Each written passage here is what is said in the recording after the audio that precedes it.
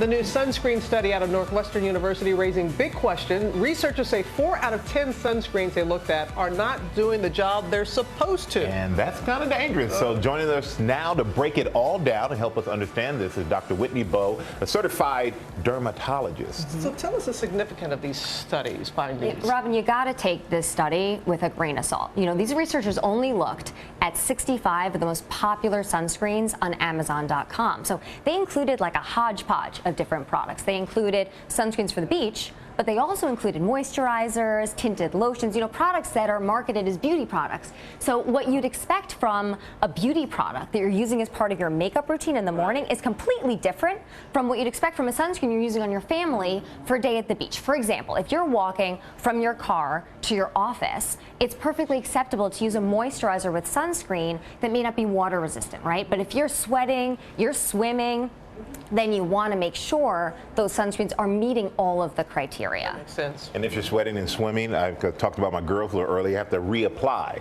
Yes, you do. So really the take-home message from this study, Michael, is just thinking about how water impacts sunscreen. So the number one reason why the products in the study failed is because they weren't water resistant. So you gotta look for water resistant, but you also have to take necessary precautions. So first, you want to apply the sunscreen 15 minutes before the skin gets wet. So you don't know how many times I see people right by the swimming pool rubbing sunscreen and spraying down their kids, and they jump right in the pool. It's like that sunscreen's just sliding off your skin. You gotta wait 15 minutes. Second, you gotta reapply once an hour if your skin is wet. So you always hear me talk about reapply the sunscreen every 2 hours. That's dry skin. If you're sweating, if you're getting wet, you gotta reapply every single hour.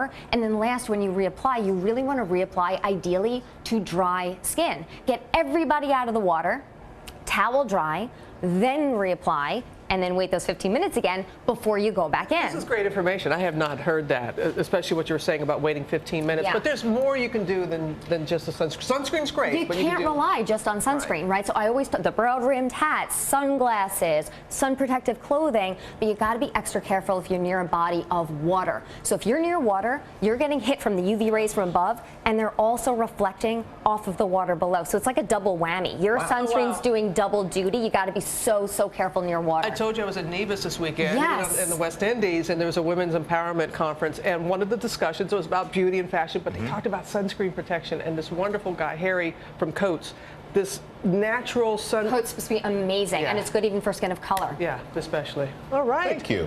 I'm glad we're inside having this conversation. Me too.